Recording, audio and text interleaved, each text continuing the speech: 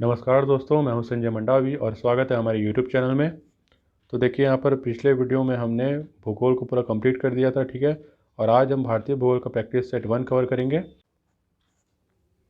तो देखिए, आज का पहला क्वेश्चन है प्रैक्टिस सेट 1 का कि सूर्य से सबसे दूर स्थित ग्रह है A Pluto, B Neptune, C Uranus या डी जुपिटर।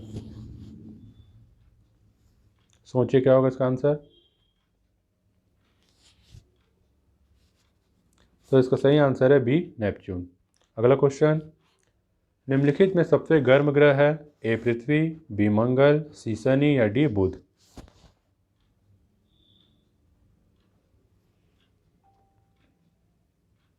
तो इसका सही आंसर है डी बुध, क्योंकि बुध क्या है, सबसे नज़दीक का ग्रह है सूर्य के, इसलिए बुध सबसे गर्म ग्रह है। अगला क्वेश्चन, सूर्य के धरातल का तापमान लगभग कितना होता है A 3000 degree Celsius, B 5000 degree Celsius, C 6000 degree Celsius या डी 7000 डिग्री सेल्सियस।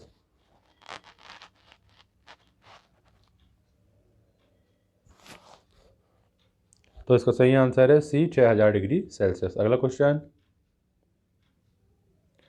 सूर्य के संगठन में सहायक गैस है ए ऑक्सीजन एवं नाइट्रोजन, बी हीलियम एवं ऑक्सीजन, सी हीलियम एवं नाइट्रोजन या डी हीलियम एवं हाइड्रोजन। सोचिए क्या होगा इसका आंसर।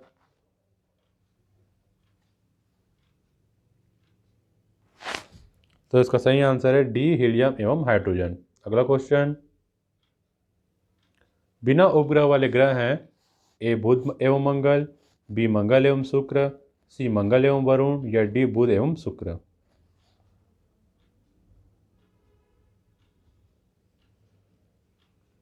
तो इसका सही आंसर है डी बुध एवं शुक्र।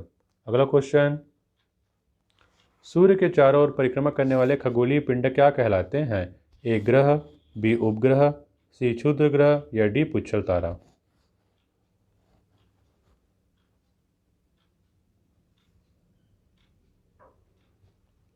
तो इसका सही आंसर है ए ग्रह। अगला क्वेश्चन, ग्रहों की गति का नियम किसने प्रतिपादित किया ए कॉपरनिकस, बी गैलीलियो, सी केपलर या डी न्यूटन।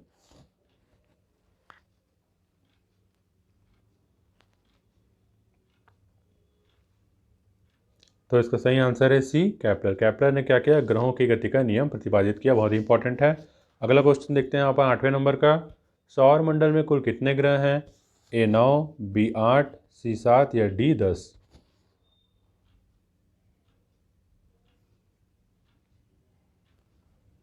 तो इसका सही आंसर है बी 8, क्योंकि प्लूटो से ग्रह का दर्जा छीन लिया गया था। पहले 9 थे, अब हो गए 8 ग्रह, ठीक है। अगला क्वेश्चन यहाँ पर, सूर्य से बढ़ती दूरी के अनुसार ग्रहों का सही क्रम है ए बुध शुक्र मंगल पृथ्वी, बी बुध पृथ्वी शुक्र मंगल, सी बुध मंगल पृथ्वी शुक्र या डी बुध शुक्र पृथ्वी मंगल।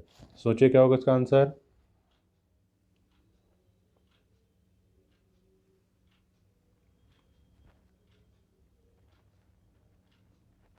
तो इसका सही आंसर है बुध शुक्र पृथ्वी मंगल। देखिए, बुध सबसे पास का ग्रह है, उसके बाद शुक्र है जो सबसे चमकीला ग्रह है, ठीक है। फिर पृथ्वी तीसरे नंबर पे है और उसके बाद आता है मंगल, जो कि थोड़ा थोड़ा पृथ्वी जैसा ही है, ठीक है। ये ध्यान रखिएगा। अगला क्वेश्चन यहाँ पर, सबसे चमकीला ग्रह है ए पृथ्वी, बी शुक्र, सी मंगल या डी बृहस्पति।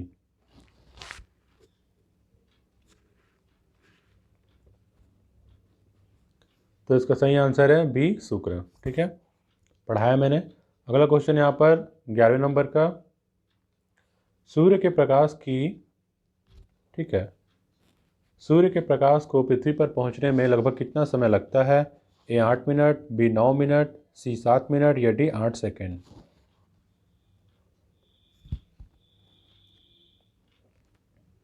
तो इसका सही आंसर है ए 8 मिनट। अगला क्वेश्चन यहाँ पर 12वें नंबर का, पृथ्वी का उपग्रह है ए कोरोना, बी चंद्रमा, सी जेना या डी कार्ला।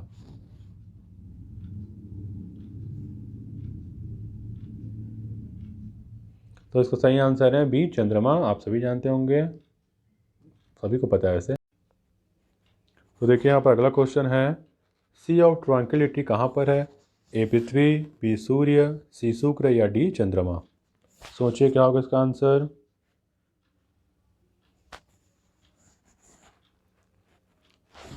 तो इसका सही आंसर है डी चंद्रमा। अगला क्वेश्चन, सौर मंडल में सबसे बड़ा ग्रह है ए शुक्र, बी शनि, सी बृहस्पति या डी पृथ्वी।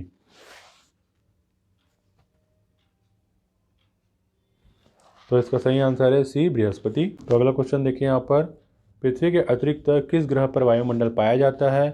ए बुध, बी मंगल, ठीक है, सी बृहस्पति नीचे है, और फिर डी शनि।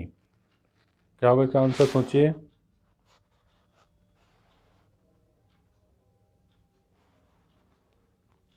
तो इसका सही आंसर है बी मंगल। देखिए मैंने पहले ही बताया कि जो मंगल ग्रह है वो पृथ्वी जैसा ही है, हल्का थोड़ा थोड़ा, और उस पर भी वायुमंडल पाया जाता है। ठीक है, 16 नंबर का क्वेश्चन देखते हैं। नीला ग्रह के नाम से जाना जाता है? ए मंगल, बी पृथ्वी, सी शुक्र या डी यूरेनस।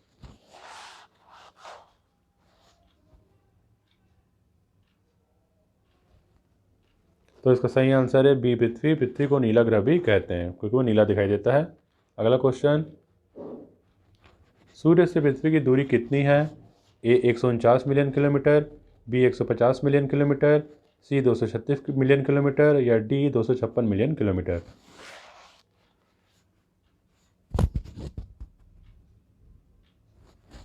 तो इसका सही आंसर है ए 149 मिलियन किलोमीटर, ध्यान रखिएगा। अगला क्वेश्चन देखिए यहाँ पर,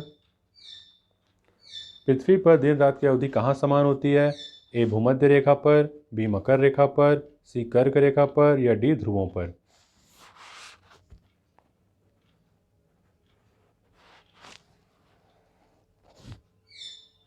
तो इसका सही आंसर है ए भूमध्य रेखा पर। अगला क्वेश्चन यहाँ पर देखिए, पृथ्वी पर दिन एवं रात होने के कारण है? पृथ्वी का अपने अक्ष पर घूर्णन, बी पृथ्वी के सापेक्ष सूर्य की गति, सी पृथ्वी के अक्ष का झुकाव या डी पृथ्वी का सूर्य के चारों ओर परिक्रमण। सोचिए क्या होगा इसका आंसर।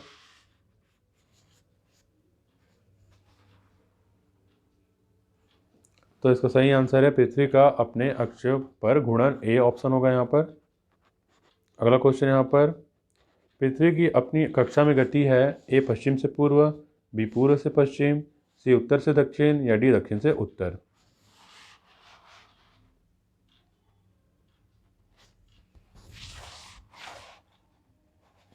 तो इसका सही आंसर है ए पश्चिम से पूर्व। पृथ्वी जो है वो पश्चिम से पूर्व की तरफ घूमती है, ध्यान रखिएगा। अगला क्वेश्चन है, सूर्य और पृथ्वी के बीच अधिकतम दूरी अपसौर होती है? ए 4 जुलाई, बी 30 जनवरी, सी 22 दिसंबर या डी 23 सितंबर।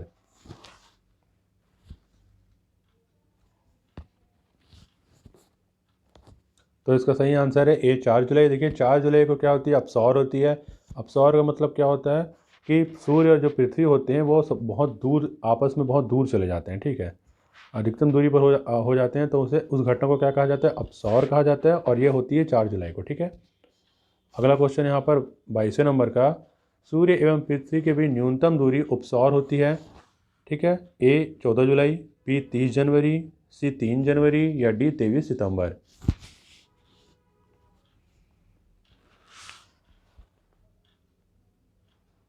तो इसका सही आंसर है सी 3 जनवरी। ठीक है, 3 जनवरी को क्या होते हैं, सूर्य जो पृथ्वी होते हैं सबसे नज़दीक होते हैं। ठीक है, और उस घटना को क्या कहा जाता है, उपसौर कहा जाता है। ठीक है, ध्यान रखिएगा। अगला क्वेश्चन 23वें नंबर का, निम्नलिखित में से किस तिथि को दिन रात बराबर होते हैं? ए 21 मार्च, बी 23 दिसंबर, सी 22 सितंबर या डी ए एवं सी दोनों।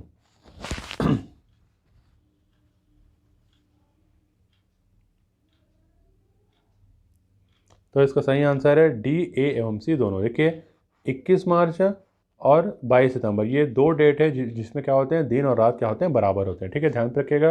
अगला क्वेश्चन 24वें नंबर का, चंद्र ग्रहण का कारण है? ए पृथ्वी एवं सूर्य के बीच चंद्रमा का आना, बी पृथ्वी एवं चंद्रमा के बीच सूर्य का आना, सी सूर्य एवं चंद्रमा के बीच पृथ्वी का आना या डी उपरोक्त में से कोई नहीं।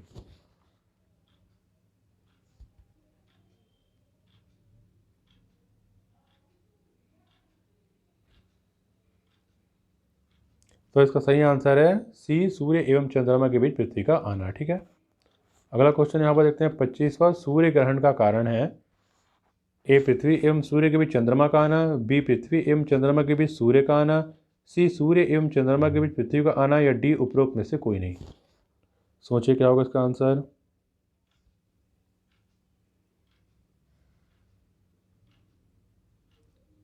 तो इसका सही आंसर है ए, पृथ्वी एवं सूर्य के बीच चंद्रमा का आना। ठीक है, अगला क्वेश्चन, मध्य रात्रि का सूर्य कहाँ दिखाई देता है? ए आर्कटिक क्षेत्र में, बी अंटार्कटिक क्षेत्र में, डी सऊदी अरब में या सी नॉर्वे में?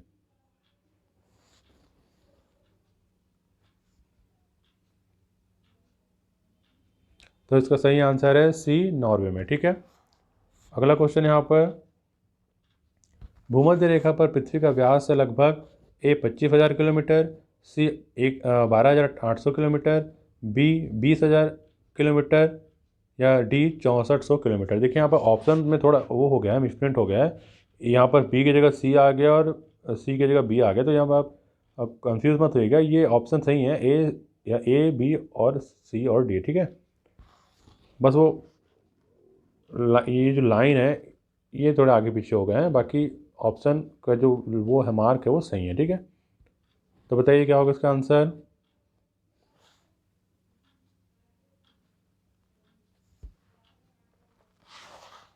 तो इसका सही आंसर है सी। ठीक है, 12,800 किलोमीटर। अगला क्वेश्चन देखते हैं, प्रधान मध्याह्न रेखा किस स्थान से होकर गुजरती है? ए सिडनी, बी मेलबोर्न, सी बोयांस्क या डी ग्रीनविच?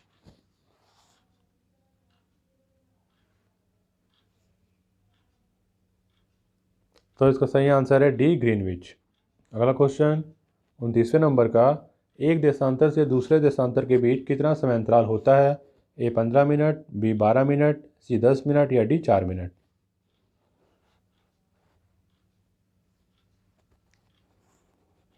तो इसका सही आंसर होगा डी 4 मिनट। अगला क्वेश्चन, ध्रुवों की तरफ जाने पर अक्षांश रेखाओं के व्यास की प्रकृति कैसी होती है? ए स्थिर रहती है, बी घटती है, सी बढ़ती है या डी इनमें से कोई नहीं?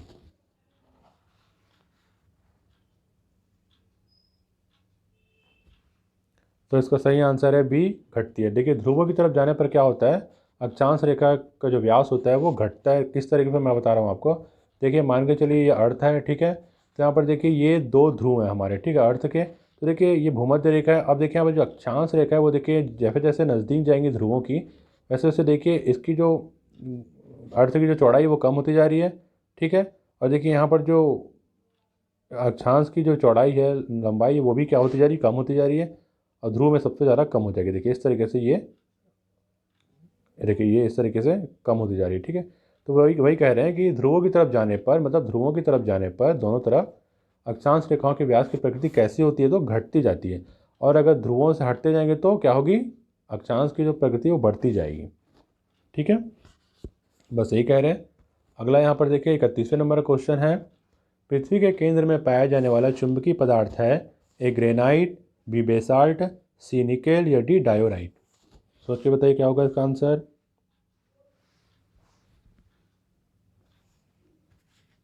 तो इसका सही आंसर है सी निकेल। ठीक है, अगला क्वेश्चन, पृथ्वी की ऊपरी परत को क्या कहा जाता है? ए मेंटल, बी भूपर्पट या क्रस्ट, सी क्रोड या डी इनमें से कोई नहीं?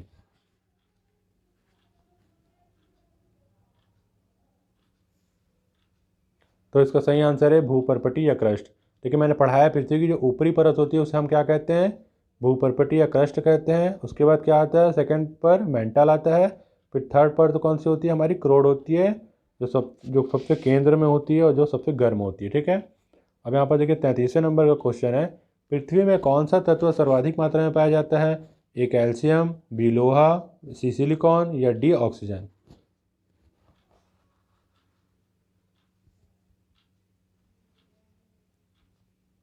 तो इसका सही आंसर है डी ऑक्सीजन। ऑक्सीजन जो है सर्वाधिक मात्रा में पाया जाता है पृथ्वी में, तभी हम जीवित हैं। ठीक है, अगला क्वेश्चन यहाँ पर देखते हैं, पृथ्वी के लगभग कितने प्रतिशत भाग पर स्थल है? ए 29%, बी 39%, सी 31% या डी 41%?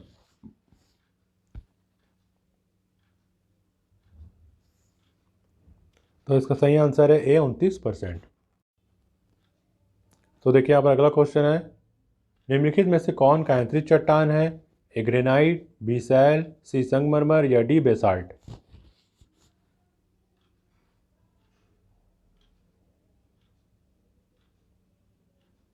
तो इसका सही आंसर है सी संगमरमर। संगमरमर जो है वो क्या है, कायांतरित चट्टान है। ठीक है, ध्यान रखिएगा। संगमरमर को बनाया जाता है ना। अगला क्वेश्चन यहाँ पर देखिए 36वें नंबर का, धरातल के जिस स्थान पर सर्वप्रथम भूकंप का अनुभव किया जाता है वह कहलाता है ए भूकंप मूल, बी भूकंप अधिकेंद्र, सी भूकंप केंद्र या डी इनमें से कोई नहीं।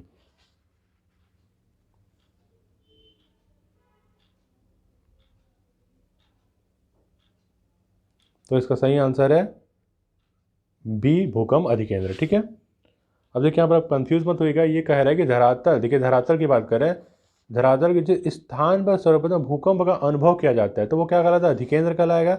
अब यहाँ पर अगर बोलता है कि जिस स्थान पर भूकंप की उत्पत्ति होती है, ठीक है, जहाँ पर भूकंप की उत्पत्ति होती है वो भूकंप का केंद्र कहलाता है। ठीक है, पर जहाँ पर भूकंप की उत्पत्ति होती है मतलब केंद्र में उत्पत्ति हुई भूकंप की, और उसके ठीक ऊपर जिस धरातल पर वो अनुभव होता है उसे अधिकेंद्र कहते हैं। ठीक है, तो आप कंफ्यूज मत होइएगा कि यहाँ पर धरातल की बात कर रहे हैं तो वो अधिकेंद्र होगा, और अगर किस स्थान मतलब जिस स्थान पर अगर भूकंप की उत्पत्ति होती है ना, तो उसे क्या कहा जाएगा, तो वो केंद्र कहा जाएगा। ठीक है, पर उसके ऊपर जो धरातल है वहाँ पर अगर अनुभव हो रहा है भूकंप का तो उसे अधिकेंद्र कहा जाएगा। ठीक है, तो देखिए यहाँ पर अगला क्वेश्चन है, विश्व के सर्वाधिक भूकंप निम्न में से किस पेटी में आते हैं, ए हिंद महासागरीय पेटी, बी मध्य महासागरीय पेटी, सी परिप्रशांत महासागरीय पेटी या डी उपरोक्त में से कोई नहीं।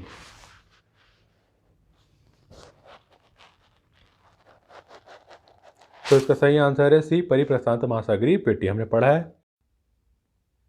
तो देखिए यहाँ पर अगला क्वेश्चन है, रिक्टर स्केल से क्या मापा जाता है। ठीक है, ए भूकंप की तीव्रता, बी सापेक्षिक आर्द्रता, सी वर्षा की मात्रा या डी ताप। सोचिए क्या होगा इसका आंसर।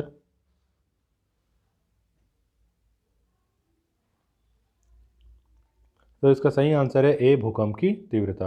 अगला क्वेश्चन 39वें नंबर का, भूकंपी तरंगों को किस यंत्र से मापा जाता है, ए बैरोग्राफ, बी क्लाइमोग्राफ, सी सिस्मोग्राफ या डी इनमें से कोई नहीं।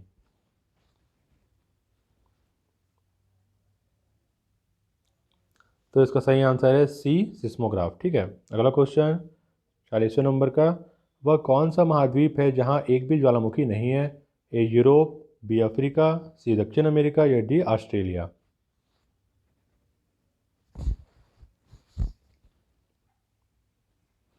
तो इसका सही आंसर है डी ऑस्ट्रेलिया। ऑस्ट्रेलिया में एक भी ज्वालामुखी नहीं है। ठीक है, अगला क्वेश्चन, विश्व का सबसे ऊंचा ज्वालामुखी कोटोपैक्सी कहाँ स्थित है, A Japan, B Ecuador, C Costa Rica या डी पेरू।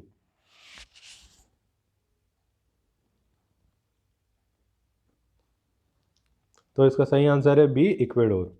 अगला क्वेश्चन, निम्नलिखित में से किसे प्रकृति का सुरक्षा वाल्व कहा जाता है, ए ज्वालामुखी, बी भूकंप, सी ओजोन गैस या डी नदियाँ।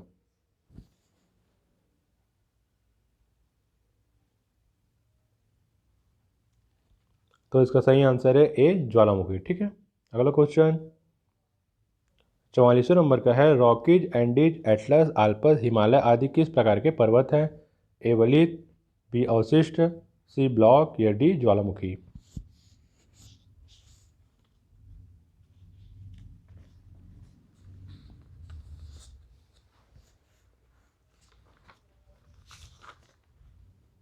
तो इसका सही आंसर है ए वलित पर्वत। ठीक है, अगला क्वेश्चन,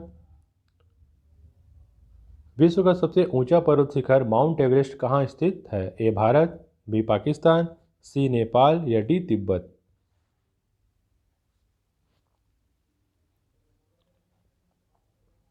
तो इसका सही आंसर है सी नेपाल। अगला क्वेश्चन, लोयस का पठार है, ए हिमानीकृत, बी जलकृत, सी नदीकृत या डी पवनकृत।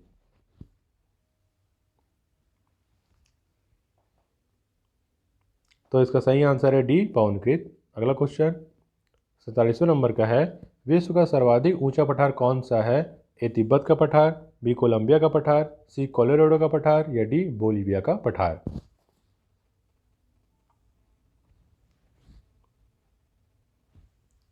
तो इसका सही आंसर है ए तिब्बत का पठार। अगला क्वेश्चन, वायुमंडल का सर्वाधिक स्थायी तत्व क्या है, A nitrogen, B oxygen, C carbon dioxide या डी जलवाष्प।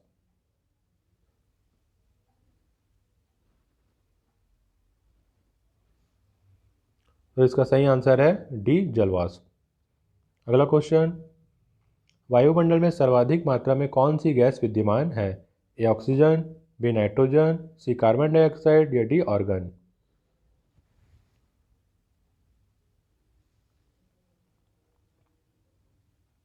तो इसका सही आंसर है बी नाइट्रोजन।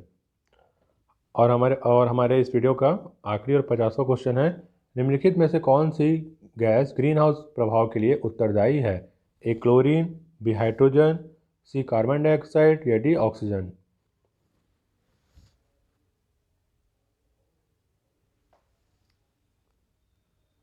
तो इसका सही आंसर है सी कार्बन डाइऑक्साइड। तो देखिए इस प्रकार से हमारा भारतीय भूगोल प्रैक्टिस सेट 1 कवर होता है आज। ठीक है, तो अगली वीडियो में हम प्रैक्टिस सेट 2 कवर करेंगे। तो वीडियो पसंद आई हो तो वीडियो को लाइक कीजिएगा, शेयर कीजिएगा और हमारे यूट्यूब चैनल को सब्सक्राइब कीजिएगा, ताकि आपको ऐसे ही वीडियो मिलती रहे और आप आराम से तैयारी करते रहें। ठीक है, और हमारे टेलीग्राम चैनल को भी ज्वाइन कीजिएगा और हमारे फेसबुक पेज को भी ज्वाइन कीजिएगा। ठीक, तो मिलते हैं फिर अगली वीडियो में, तब तक के लिए धन्यवाद, नमस्कार।